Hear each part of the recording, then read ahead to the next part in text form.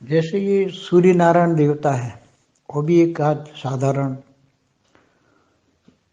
आकारी रूप में घूम रहा है, एक साधारण भूत प्रेत की तरह। मगर वो कितने पुरानी साल आत्मा है। हमारे ब्रह्मांड के पहले परात में जब सूर्य देवता को बनाया गया था, सूर्य देवता की रचना की गई थी, तो वो ब्रह्मा के पहले परात के 40 साल, ब्रह्मा के 40 साल माना 1240 खरब साल पहले की आत्मा है सूर्य नारायण देवता। तो जब आकारी देवता साकार में नीचे आते गए धरती बनाई, ब्रह्मा ने धरती बनाई। धरती पर वो मनुष्य के रूप में सूक्ष्म जगत की आत्माएं नीचे गिर गई, मनुष्य बनते गए। तो धरती पर अंधेरा छाया हुआ था, तो सूर्य नारायण देवता को पहले बनाया। तो 1240 खरब साल पहले वो सूर्य नारायण धरती को सिर्फ धरती को रोशनी देने के लिए ही बनाया गया था। उसी टाइम को ग्रह नहीं था, ना कोई ग्रह था, ना उपग्रह था, केवल धरती थी। बाद में सूर्य नारायण देवता धरती के चारों ओर घूमते थे। तो आप शास्त्रों में उठा के देखोगे तो सूर्य नारायण के 5 घोड़े दिखाए हैं। 5 घोड़े सूर्य नारायण को लेकर सूर्य नारायण देवता खड़े हैं, और एक गोला है उसकी गाड़ी में। इसका रथ है, रथ के अंदर एक गोला है, आग का गोला बताया, और चारों ओर धरती के चारों ओर गोले में ये लेकर घूमते हैं। तो धरती को रोशनी देते थे पहले। फिर बाद में धीरे धीरे ये ग्रह बने, धीरे धीरे बाद में बहुत ग्रह तो बाद में बहुत बनते गए धीरे धीरे। बाद में ये मनुष्य भी गिरे तो नीचे धरती से नीचे अतल लोक बना। अतल मतलब भारी मनुष्य है, भोगी बन जाते हैं तो फिर असुर बनते हैं, तो असुरों के लिए अतल लोक बना नीचे, धरती से 10,000 योजन नीचे एक ऐसा ग्रह बनाया। फिर वहां भी बहुत भारी हो गए तो अतल से वितल बनाया, वितल से सुतल बनाया, रसातल महातल, ऐसे बनते गए पहले परात में बनते गए। ऐसी तरह फिर ऊपर ग्रह भी बनते गए। शनि देव ने शनि बनाया, शुक्र, ये सब देवताओं को। ये जो ब्रह्मांड के देवता थे ये सारे, ब्रह्मांड के देवताओं में तो कितनी पावर होती है। ब्रह्मांड के देवताओं में तो कुछ भी पावर नहीं होती।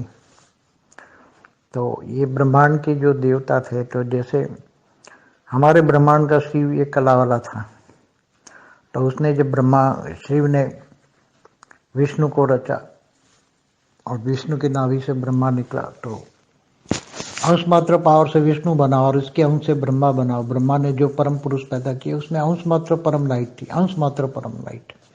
फिर ये गिरते गए तो ये परम, उनके अनेक सर्जन किए इन्होंने, एक से अनेक सर्जन किए इन्होंने। 7 सबसे पहले 7 परम पुरुष बनाए इन्होंने, 7 लोग बनाए। तो उन्होंने ये एक से अनेक डायरेक्ट आकारी रचना की इन्होंने, निराकारी रचना नहीं है। ब्रह्मांड में निराकारी रचना नहीं होती, ब्रह्मा डायरेक्ट अपने जैसा ही अपना आकारी रचना रचता है। तो परम पुरुष रचे, परम पुरुष भी डायरेक्ट आकारी रचना। तो ब्रह्मांडों में जो रचना होती है, चाहे अनंत कोटि ब्रह्मांड हो भी, तो डायरेक्ट आकारी होती है। निराकारी तो शिव डायरेक्ट, महाशिव निराकारी की रचना करता है। महाशिव एक संकल्प से अनेक शिव पैदा करता है। बाकी शिव ब्रह्मांडों में जो रचना होती है वो आकारी, ब्रह्मा द्वारा जो सर्जन होता है आकारी रूप में होता है, और निराकार सर्जन नहीं करता। तो उनमें तो कितनी पावर होगी, ना के बराबर। ये सब पहले परात वाले जो देवता थे, जिनको मैंने वीडियो में बोला अनादि देवता, ब्रह्मांड के ओरिजिनल देवता, मतलब वो तो काफी, उसमें 33 कोटि नहीं कहेंगे, उसमें गिनती नहीं थी। ये गिनती तो 33 कोटि देवताओं की गिनती तो ये दूसरे परात में जो आए हैं G2 से आए, वो गिनती से आए 33 कोटि देवी देवता। वो आदि सनातन देवी देवता धर्म लेकर 198 करोड़ साल पहले जो आए, वो गिनती से आए, 33 कोटि देवता गिनती से आए। वो सभी आत्माएं 2 कला की थी, 33 कोटि देवी देवता। उसमें से कोई ब्रह्मा बन गया, कोई विष्णु बन गया, कोई कुछ बन गया। सब ये सब चलता रहा। बेहद परम మహాశాంతి బాపూజీ సూర్యదేవుని గురించి, ఆయన యొక్క ఆత్మ రహస్యము, సూర్యనారాయణ అంటారు, సూర్యదేవుడు అని కూడా అంటారు. ఆయన గురించినటువంటి వివరాలు, ఈ బ్రహ్మాండంలో ఎలా సూర్యదేవుడు ఉద్భవం జరిగింది అనేటువంటి విషయాలను చెప్తున్నటువంటి హిందీ వీడియో మీరు ఇప్పటి వరకు విన్నారు. దీనికి తెలుగు అనువాదం బాపూజీ అందరికీ పరం శాంతి చెప్తున్నారు. ఏ విధంగా సూర్యుడిని సూర్యనారాయణ దేవత అని అంటూ ఉంటారు. అయితే ఆయన ఒక ఆకారి రూపంలో తిరుగుతూ ఉంటాడు. సాధారణమైనటువంటి భూత్ ప్రేత్ లాగా ఆయన ఇప్పుడు మండిపోతున్న అగ్నిగోళమే ఒక జడ పదార్థంగా, ఒక జడ సూర్యుడిలాగా వెలుగునిస్తూ ఉన్నాడు. ఈ బ్రహ్మాండంలోనికి, భూమి మీద మానవ జాతికి. కానీ ఈయన ఎన్ని సంవత్సరాలు పురాతనమైనటువంటి ఆత్మ అంటే, ఈ బ్రహ్మాండం రచయించినప్పుడు బ్రహ్మకు ఫస్ట్ పరార్థంలో ఎప్పుడైతే సూర్య దేవతను తయారు చేయటం జరిగింది, సూర్యదేవుడి యొక్క రచన, సూర్యదేవాత్మ యొక్క రచన బ్రహ్మకు 40 సంవత్సరాలు అనగా నేటికి 1240 ఖరబ్ సంవత్సరాల పూర్వం ఉన్నటువంటి ఆత్మ. బ్రహ్మకు 10 సంవత్సరాలు అయిపోయేటప్పటికీ సూర్యుడి యొక్క అవసరం వచ్చింది. అంత క్రితం లేదు. ఆత్మలు స్వయం ప్రకాశ శక్తితో ఉంటూ ఉండేవాళ్ళు, స్వశక్తి ఉండేది. తరువాత ఆత్మలో పవర్ లాస్ అయిన కారణం వల్ల సూర్యదేవతను, సూర్యుడిని సృష్టించడం జరిగింది. సూర్యనారాయణ దేవత అంటే ఆకారి రూపంలో ఉన్నవాడు సాకారంలో క్రిందకు వచ్చారు. వస్తూ వస్తూ కింద ఈ భూమి మీద ఉన్నారు. బ్రహ్మకు ఎప్పుడైతే మరి భూమిని తయారు చేయటం అవసరం అయినదో, భూమి మీద ఉన్నటువంటి మానవులకి, సూక్ష్మ జగత్తులోని ఉన్నటువంటి మానవులకి మధ్యన ఒక లేయర్ పడిపోయింది. సూర్య శక్తి కావాల్సి వచ్చింది. సూక్ష్మ జగత్తులోని ఆత్మనే మనుష్య రూపంలో కిందకు పడిపోతూ వచ్చారు. దేవతలే మానవులుగా అయిపోయారు. భూమి మీద అంధకారం అలుముకున్నది. అప్పుడు సూర్యనారాయణ దేవతను ఫస్ట్ క్రియేట్ చేశారు. 1240 ఖరబ్ సంవత్సరాల పూర్వం అన్నట్టు. సూర్యనారాయణ దేవత భూమి మీద కేవలం వెలుగునివ్వటం కోసమే తయారు చేయటం జరిగింది. వెలుగునివ్వటము అంటే ఒక ప్రకాశమైనటువంటి గోళంగా ఉన్నది. కానీ ఆ టైంలో ఏ గ్రహాలు కూడా లేవు. అంటే సూర్యుడిని క్రియేషన్ చేసినప్పుడు అక్కడ ఏ గ్రహాలు కూడా అప్పుడు లేవు. ఇప్పుడున్నటువంటి నవగ్రహాల్లో ఏ గ్రహము లేదు, ఉపగ్రహము అసలే లేదు. కేవలం భూమి ఉంది. భూమికి వెలుగు కోసం సూర్యనారాయణ దేవతను సృష్టించారు. ఈయన నలువైపులా తిరుగుతూ ఉండేవాడు. శాస్త్రాల్లో చూసినట్లయితే సూర్యనారాయణ 5 గుర్రాలతోటి ఒక రథంలో విహారం చేస్తున్నట్టు, నడుస్తున్నట్టు చూపిస్తారు. ఈ 5 గుర్రాలు సూర్యనారాయణ యొక్క వాహనానికి ఉన్నటువంటి గుర్రాలు.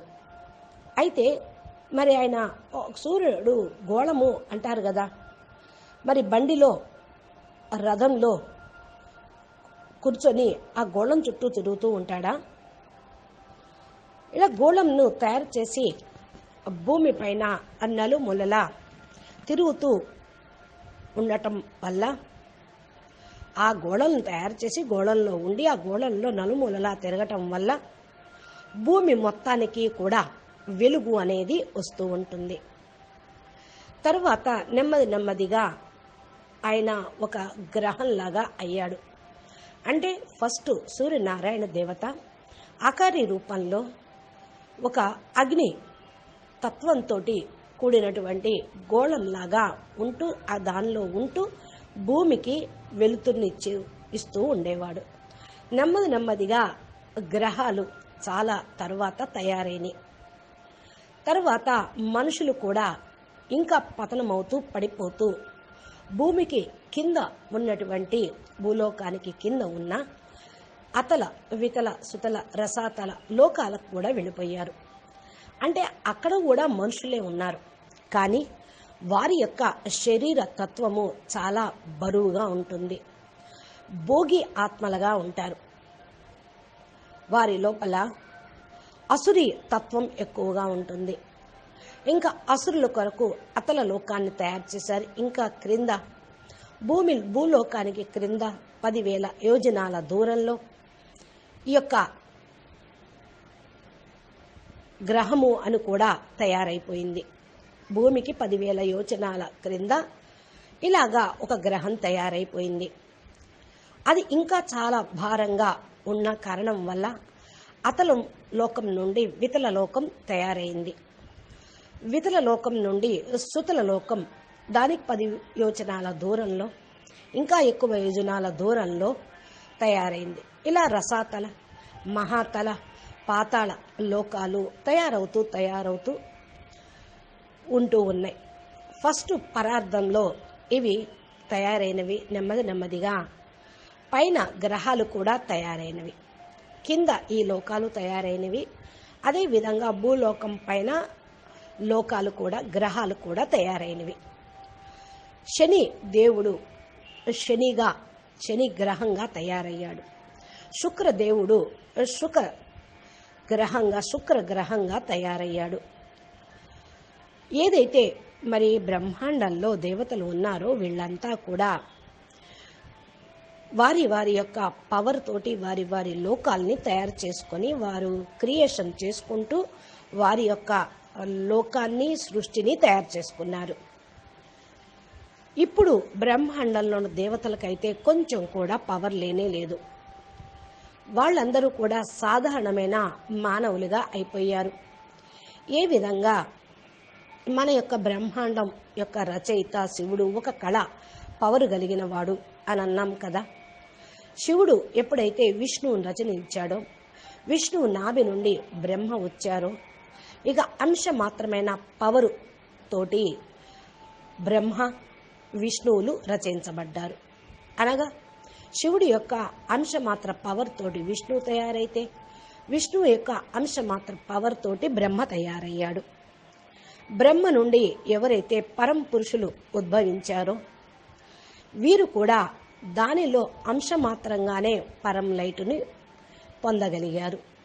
అంశమాత్రమైన పరం లైటు పడిపోతూ సర్జన చేసుకుంటూ వీళ్ళు పరం పురుషులందరూ కూడా సప్తలోకాలని రచన చేశారు. అలా వారి ఆత్మలో ఉన్న పరం లైట్ పవరు ఖర్చు అయిపోతూ వీరు పతనమవుతూ పడిపోవటం వల్ల వారి లోపల పవర్ అనేది లాస్ అయింది. ఎందుకని అంటే వారు సర్జన చేసుకుంటూ అనేక రచన చేస్తూ ఉన్న కారణం వల్ల ఫస్ట్ సప్త ఋషులు సప్త మహా పరం పురుషులుగా తయారయ్యారు. వీరు సప్త లోకాలని తయారు చేసుకున్నారు. తర్వాత డైరెక్ట్గా ఆకారి రచన కూడా చేశారు. నిరాకారి రచన అయితే ఈ యొక్క సూక్ష్మ లోకంలో బ్రహ్మపురి క్రింద లేనే లేదు.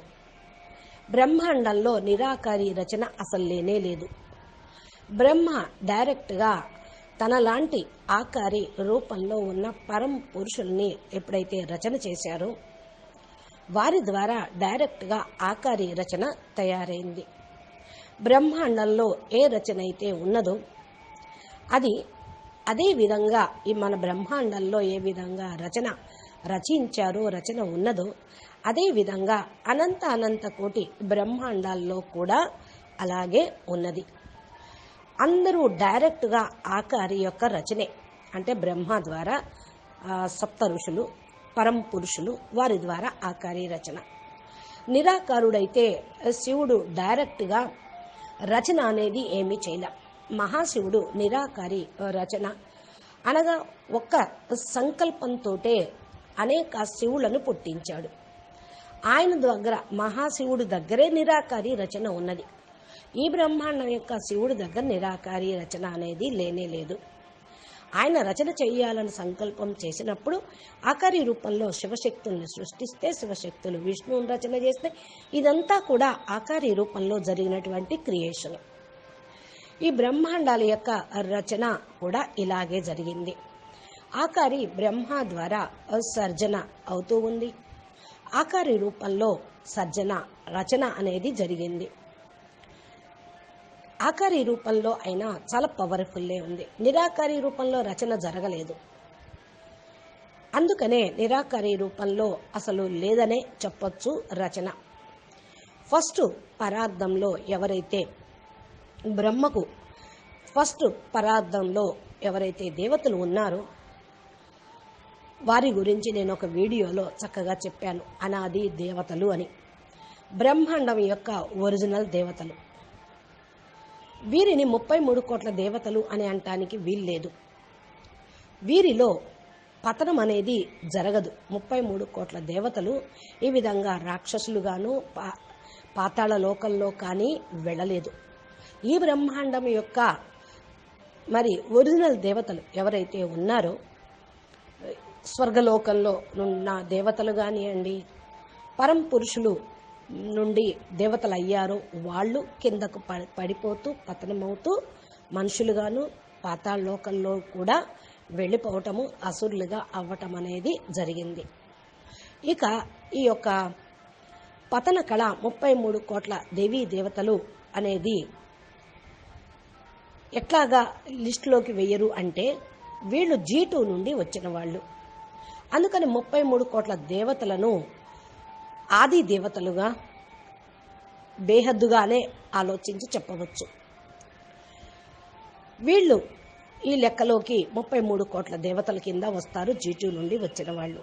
ఆది సనాతన దేవి దేవతా ధర్మం మొదలుకొని 198 కోట్ల సంవత్సరాల పూర్వం ఏదైతే ఉన్నదో దాని లెక్కలోకి వచ్చే వాళ్ళు 33 కోట్ల దేవతలు అనబడుతూ ఉంటారు.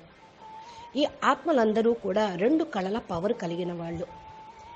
అంటే G2 అంటే ఎక్కువ పవర్ ఉన్నట్టే కదా. ఈ బ్రహ్మాండంలోని దేవతలు అంశమాత్రమైనటువంటి పరం లైట్ కూడా లేదనే చెప్పవచ్చు. బ్రహ్మకు విష్ణువుకే అంశమాత్రం పవర్. బ్రహ్మ ద్వారా రచించబడిన ఇంకా పరం పురుషుల దగ్గర కొంచెం ఉన్నది. 0.0001 ఉంటే వారి ద్వారా పరం పురుషులకి తర్వాత దేవతలుగా మారితే వీరికేం పవర్ ఉంటుంది. అందుకని ఈ 33 కోట్ల దేవతలు అనేది స్పెషల్ కేటగిరీ, వేరే ఆత్మలు అన్నమాట. కొంతమంది బ్రహ్మగా అయ్యారు. ఈ 33 కోట్ల దేవతల్లో కొందరు విష్ణువుగా అయిన వాళ్ళు ఉన్నారు. కొందరు వేరువేరు దేవతలుగా కూడా అయ్యారు. ఎప్పుడు? ఈ స్వర్గంలోని దేవతలు పడిపోయినప్పుడు. ఇలాగా ఈ బ్రహ్మాండం అంతా నడుస్తూ ఉంది అని అంటున్నారు బాపూజీ. ఇంకా శివ మహాపురాణం కూడా ఉన్నట్లే సూర్యపురాణం కూడా ఉన్నది. సూర్యుడు నవగ్రహాలకు అధినేత. వారిని ఎలా కంట్రోల్ చేసేవాడు, వాళ్ళని ఎలా నియమించాడు, ఏ ఏ కార్యక్రమాలకు. ఈ యొక్క బ్రహ్మాండంలో మరి బ్రహ్మ ద్వారా ప్రజాపతులు మానస పుత్రులు రచయించబడినప్పుడు సూర్యుడి యొక్క ప్రాముఖ్యత, ఆయన ఏ విధంగా ఈ యొక్క బ్రహ్మాండాన్ని నడిపించాడు ఆయన పవర్ తోటి అనేది కూడా సూర్యపురాణంలో ఉన్నది. కాబట్టి మనం తెలుసుకోవాల్సింది ఇప్పుడు ప్రస్తుతం సూర్యదేవుడు, సూర్య భగవానుడు అని అంటూ ఉంటారు. ఎందుకంటే ఆయన అందరికీ ఊర్జా శక్తినిస్తూ ఉంటారు.